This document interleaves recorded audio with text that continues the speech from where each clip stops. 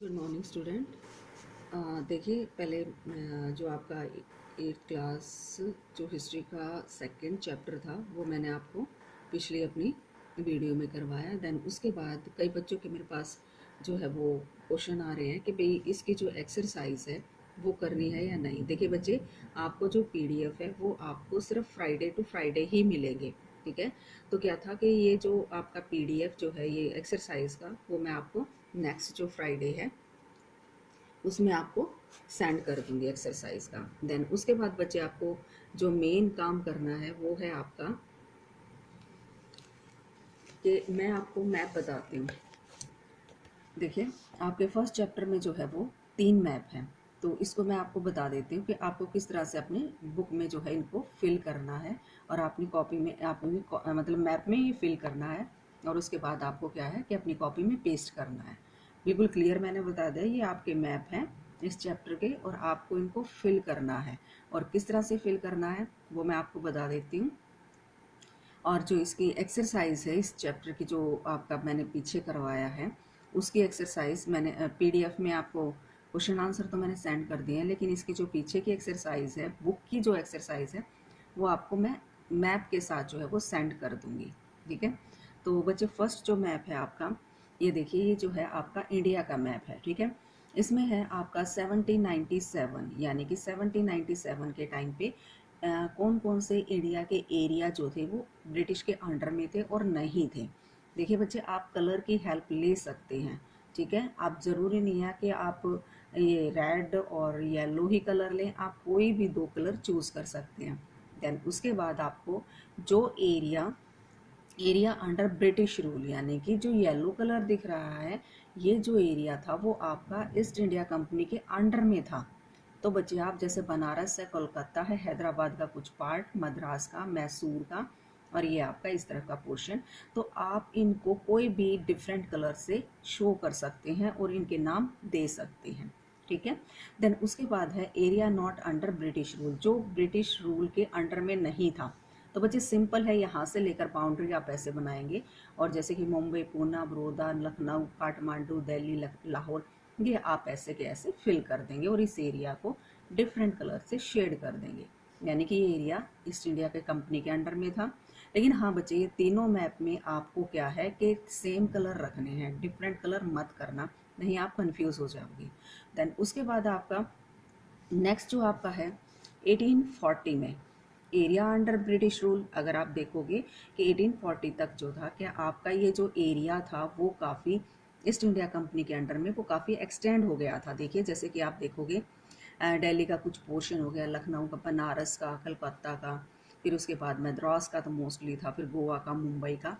तो ये जो एरिया है ये आप जो है वो अलग कलर से फिल करेंगे। देन उसके बाद जो रेड कलर है ये ध्यान में रखना, yellow colour east India Company के अंडर में, और जो रेड कलर है या आप जो भी डिफरेंट कलर यूज़ करेंगे वो आपका क्या है कि वो ईस्ट इंडिया कंपनी के अंडर में था। ये आपका 1840 का है।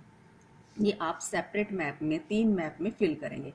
अगर बच्चे आपके पास मैप अवेलेबल नहीं है फिलहाल, तो क्या है कि आप अपनी नोटबुक में जो है वो प्रैक्टिस कर सकते हैं, ठीक है। आप मार्क कर लीजिए मैप को रफली और देन उसके बाद आप फिल कर सकते हैं। देन उसके बाद जो है हमारा थर्ड जो मैप आता है, अगर आप 1857 का आपने रिवोल्ट देखा होगा, 1857 की जो क्रांति है वो देखी होगी, या आपने झांसी की रानी के बारे में सुना होगा, तात्या टोपे, नाना साहिब, इनके बारे में सुना होगा। वैसे तो हर बच्चा जो है 1857 के रिवोल्ट से नोन है। तो उस टाइम पे जो ब्रिटिश ईस्ट इंडिया कंपनी के एरिया में आप देखोगे बच्चे, मोस्टली एरिया जो था वो आपका ईस्ट इंडिया कंपनी के अंडर में आ चुका था। अब देखेंगे येलो जो पोर्शन है एरिया अंडर ब्रिटिश रूल, जैसे कि ये है आपका येलो, ठीक है। देन उसके बाद क्या था, area not under British rule. आप देखेंगे कि कुछ ही टाइम के बाद जो है पूरा इंडिया जो है वो ईस्ट इंडिया कंपनी के अंडर में आ गया था। होप आपको ये क्लियर हो गया होगा। तो अगर आपका कोई भी डाउट है तो आप पूछ सकते हो, ठीक है। तो आपके ये 3 मैप, अगर आप मैप अवेलेबल नहीं है तो आप इंडिया की रफली बाउंड्री बनाइए और उसके बीच में फिल कीजिए, डिफरेंट कलर से आप शो करोगे। 1917, 1797, देन उसके बाद 1840 का, और देन उसके बाद 1857 का। ये था आपका जो मैंने प्रीवियस चैप्टर आपको करवाया। देन उसके बाद आपका क्या है, जो एक्सरसाइज मैंने आपको करवाई थी पिछली वीडियो में, तो उसमें आपका क्या है कि ये जो है मैं आपकी पीडीएफ में जो है आपको सेंड कर दूंगी, तो आप अपनी एक्सरसाइज जो है बुक की वो आप फिल कर सकते हो। मैं आपको पीडीएफ से जो है वो आपकी ये एक्सरसाइज और plus map, exercise plus map दोनों आपको नेक्स्ट फ्राइडे को जो है वो सेंड कर दूंगी। देन उसके बाद क्वेश्चन आंसर मैं आपको पीडीएफ के थ्रू जो है वो सेंड कर चुकी हूँ। देन उसके बाद बच्चे हमारा स्टार्ट होता है नेक्स्ट चैप्टर। ये देखिए, आपको मैं पहले बता देती हूँ, आपका जो फर्स्ट चैप्टर है वो सिलेबस में इंक्लूड नहीं है। देन उसके बाद हमने सेकंड चैप्टर किया और अब हम जो करेंगे वो है आपका थर्ड चैप्टर, यानी कि ruling the country side, history chapter, eighth class 8 history chapter 3, ruling the country side. देखिए बच्चे, पहले मैं आपको चैप्टर का नाम क्लियर करवा देती हूँ कि देखिए, आपने देखा था बंगाल में जो है इन्होंने अपना जो है वो इस तरह से रूल एस्टेब्लिश कर लिया था, एज ए दीवान वहाँ पर एस्टेब्लिश हो गए थे। फिर मैंने फैक्टर्स के बारे में आपको बताया, फिर उसके बाद मैंने प्लासी का वॉर, बक्सर की लड़ाई जो है वो आपके बारे में इस पिछले चैप्टर में डिस्कस की। देन उसके बाद जो है ये हमारा चैप्टर है, इसमें हम डिस्कस करेंगे किस तरह से जो है कंपनी ने जो है वो विलेज के पोर्शन पे जो है वो अपना जो है वो रूल एस्टेब्लिश करने की कोशिश की थी। कौन कौन से उन्होंने जो है वो रूल फॉलो करवाए थे। कंट्री साइड मतलब विलेज की जो पोर्शन था, यानी कि विलेज यानी कि गांव में किस तरह से इन्होंने रूल एस्टेब्लिश किया था। तो फर्स्ट जो टॉपिक है आपका, देखिए बच्चे, मैं आपको टॉपिक जो है आपके बुक में से बता देती हूँ कि भाई आपके कौन कौन से टॉपिक होंगे, लेकिन उनको एक्सप्लेन मैं अपनी लैंग्वेज में करूँगी। तो बच्चे, जब आपको ये नोट बुक में नहीं नोट करने हैं, ये पॉइंट मैं आपको अपनी नॉलेज से, आपके चैप्टर आपको ईजिली कवर हो जाए, आप उसको ईजिली अंडरस्टैंड कर सकें, इसलिए मैं आपको ये पॉइंट देती हूँ। आप इन पॉइंट को पढ़ोगे और देन उसके बाद चैप्टर रीड करोगे तो ईजिली आपको वो चैप्टर कवर हो जाएगा। आपको बच्चे मैप और बुक की एक्सरसाइज प्लस आपके क्या नाम है जो एक्सरसाइज के क्वेश्चन आंसर हैं जो पीडीएफ के थ्रू मिलते हैं, वो आपको नोटबुक में करने हैं। ये आपको नोटबुक में नहीं करने हैं। ये पॉइंट मैं आपको चैप्टर के क्लियर के लिए देती हूँ, ये चैप्टर आपको क्लियर हो जाए, इसलिए मैं साथ में जो है वो पॉइंट भी बनाती चली जाती हूँ। ठीक है, तो आप जो हमारा फर्स्ट टॉपिक होगा हमारा इस चैप्टर का, ये है आपका the company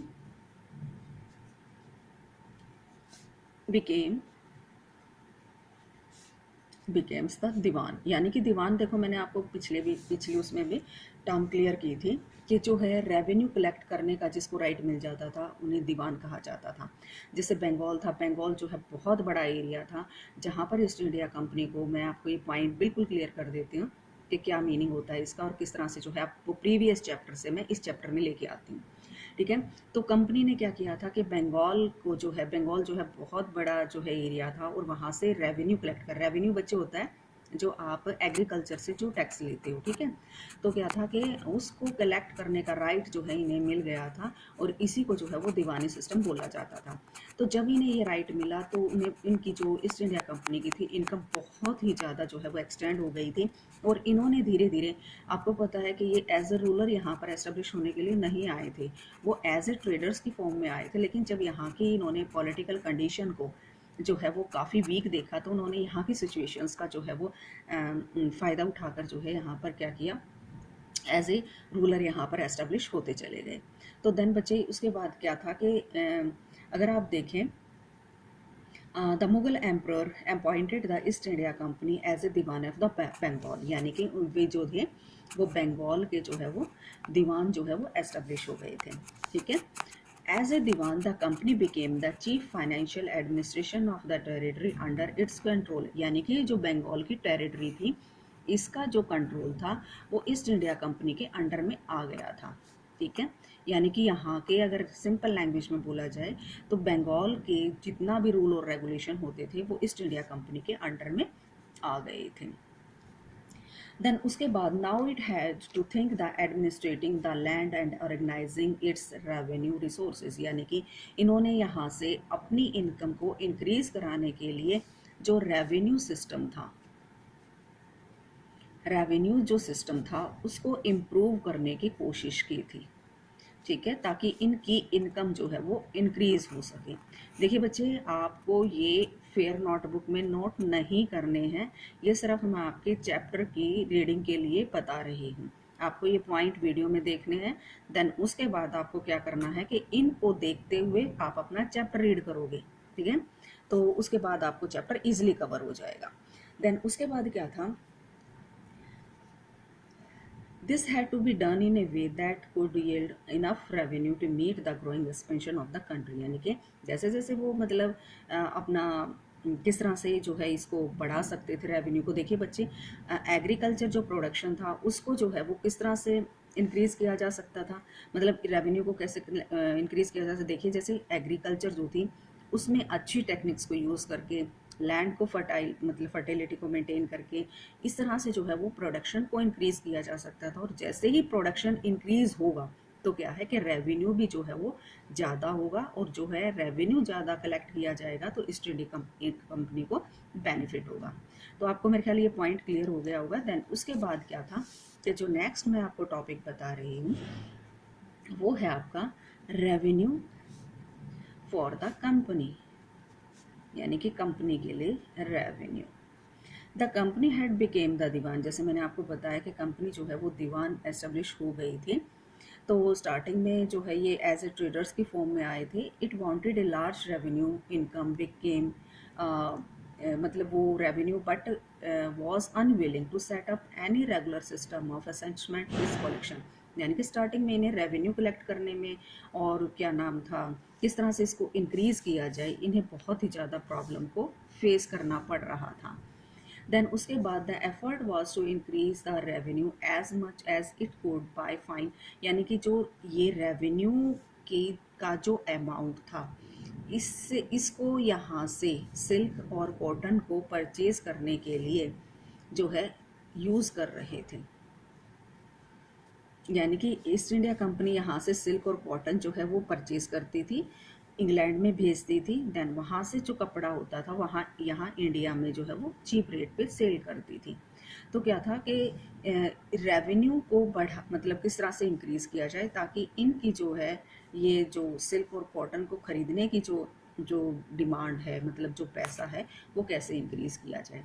with in 5 year of the value of good bought by the company in Bengal double, यानी कि 5 ईयर्स में अगर देखा जाए तो कंपनी के जो रेवेन्यू था वो बल्कि डबल हो गया था आपका, सेकेंड टाइम जो है वो ज़्यादा हो गया था, यानी कि अगर 100% था 200 जो है वो हो गया था। देन उसके बाद क्या था, before 1865 the company had purchase good in India by importing gold, मतलब यानी कि इंडिया मतलब सिल्क और कॉटन को परचेज करने के लिए ईस्ट इंडिया कंपनी इंग्लैंड से जो है वो पैसा मंगवाती थी, गोल्ड और कॉइन, ठीक है, गोल्ड और सिल्वर।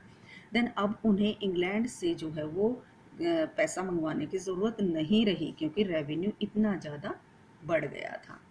देन उसके बाद क्या था, Bengal company was facing a deep crisis, यानी कि उसके बीच में जो है एक जो है बहुत ही बड़ा क्राइसिस, यानी कि क्राइसिस मीन संकट जो है वो आया, crisis in Bengal, crisis in Bengal. तो बच्चे इसमें क्या था कि बंगाल में जो है एक बहुत ही बड़ा जो है वो आपका ये कह सकते हो कि क्राइसिस आया। क्राइसिस का मतलब ये है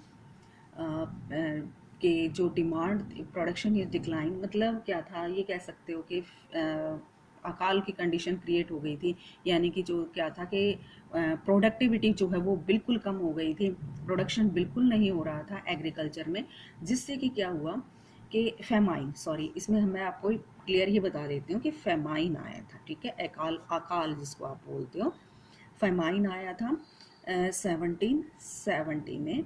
टेरेबल फेमाइन के 10 मिलियन पीपल, यानी कि 10 मिलियन पीपल्स जो है वो इसके अंदर जो है वो मारे गए थे, 10 मिलियन पीपल ऑफ बंगाल, यानी कि बंगाल के जो है 10 मिलियंस पीपल जो है वो मारे गए थे। Then peasant were unable to pay the due taxes, यानी कि पीजेंट जो है वो अपना जो है वो टैक्स पे नहीं कर पा रहे थे। आर्टिशियन जो थे, प्रोडक्शन वॉज इन डिक्लाइन, यानी कि जो आर्ट का जो वर्क होता था वो डिक्लाइन हो गया था, यानी कि बंगाल बहुत ही बुरी कंडीशन में जा रहा था। देन उसके बाद आपका क्या था कि इस कंडीशन में ईस्ट इंडिया कंपनी ने एग्रीकल्चर को किस तरह से इम्प्रूव किया था, ये हम नेक्स्ट टॉपिक में पढ़ेंगे। The need to improve agriculture, यानी कि किस तरह से जो है वो एग्रीकल्चर में इस सिचुएशन में इंक्रीज हुआ था। ये आपको कॉपी में नोट नहीं करने हैं, इन पॉइंट को आप क्लियर करोगे वीडियो में, देन उसके बाद आप चैप्टर रीड करोगे, आपको फिर नोटबुक में नोट नहीं करना है। देन उसके बाद आपका क्या था कि कंपनी इंट्रोड्यूस एक सिस्टम, यानी कि कंपनी ने एक सिस्टम जो है एग्रीकल्चर में इम्प्रूवमेंट के लिए एक सिस्टम जो है वो इंट्रोड्यूस किया। उस सिस्टम का क्या नाम था आपका? Permanent settlement. ये देखिए बच्चे, मैं आपको परमानेंट सेटलमेंट, देखिए ये आपका क्वेश्चन आंसर में भी है, तो आप बच्चे इसको क्वेश्चन आंसर की बजाय अगर यहाँ डीपली अगर क्लियर कर लेंगे तो आपको क्वेश्चन आंसर में प्रॉब्लम नहीं आएगी। तो परमानेंट सेटलमेंट में क्या था, मैं आपको वीडियो में क्लियर बता रही हूँ, आपको क्लियर बता रही हूँ। आप ये जो है सेम आपका क्वेश्चन आंसर में भी इंक्लूड कर सकते हैं, आप अपनी लैंग्वेज में भी कर सकते हो, ठीक है, और या आप क्वेश्चन की फॉर्म में भी ले सकते हो। देन उस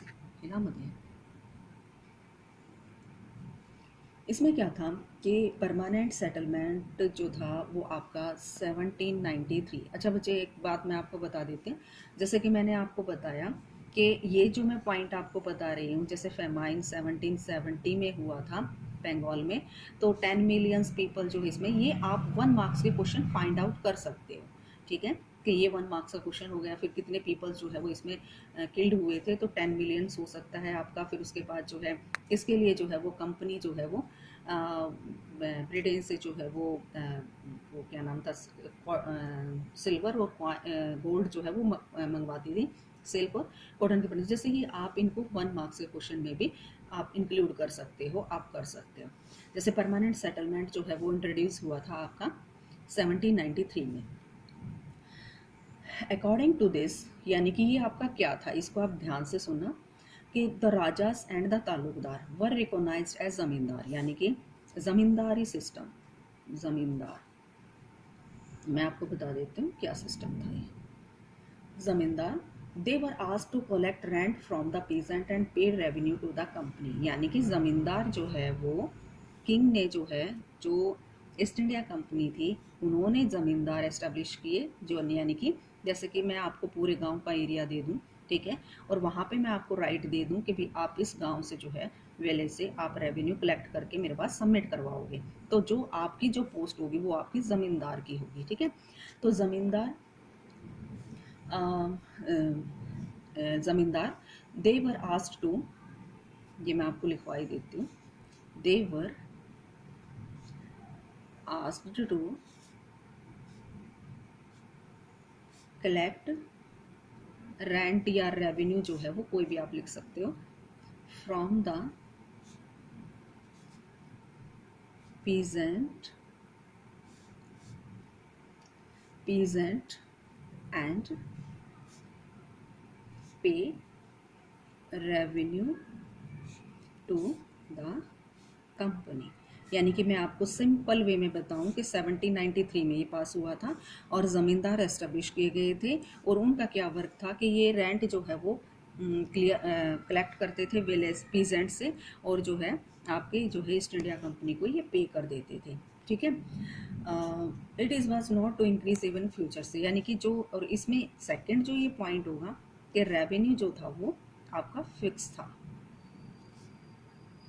रेवेन्यू वाज फिक्स्ड, यानी कि रेवेन्यू कभी भी मतलब ना तो उसको कम किया जा सकता था ना उसको ज़्यादा किया जा सकता था। आपको मेरे ख्याल ये परमानेंट क्लियर हो गया, सेटलमेंट क्लियर हो गया। ज़मींदार जो है वो पूरे गांव पीजेंट से जो है रेवेन्यू कलेक्ट करते थे और ईस्ट इंडिया कंपनी को सबमिट करवा देते हैं।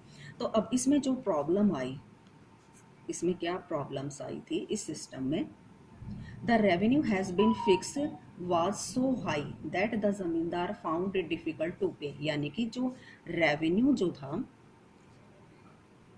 रेवेन्यू वाज सो हाई, यानी कि रेवेन्यू बहुत ज़्यादा था और ज़मींदार जो है हो सके। हम्म।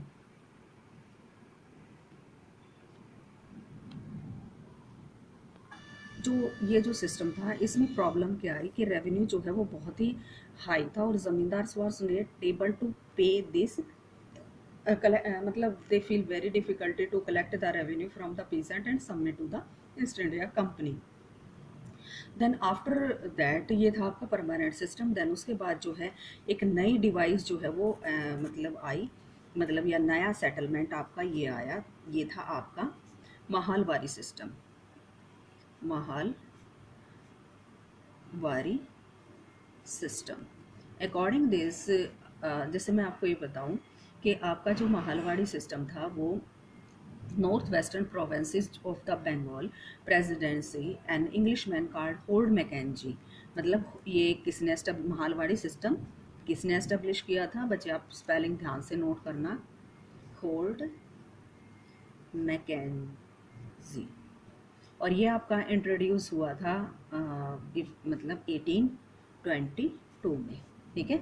अब इसमें क्या सिस्टम, इससे क्या परमानेंट सेटलमेंट से ये किस तरह से डिफरेंट था, तो ये मैं आपको क्लियर कर देती हूँ। Village was an important social institute in northern India society and needed to be preserve under this direction collector went from village to village, यानी कि जो रेवेन्यू कलेक्ट करने का जो वर्क था वो जो कलेक्टर थे वो क्या करते थे कि जो है विलेज टू विलेज जो है वो सर्वे करते थे, विलेज टू विलेज सर्वे करते थे एंड इंस्पेक्टिंग द, या मतलब ऑब्जर्व करते थे लैंड को, और ये कह सकते हो इंस्पेक्टिंग द लैंड। देन उसके बाद मेजरिंग द फील्ड, मैं आपको ये बताती हूँ एक बार, मेजरिंग द फील्ड।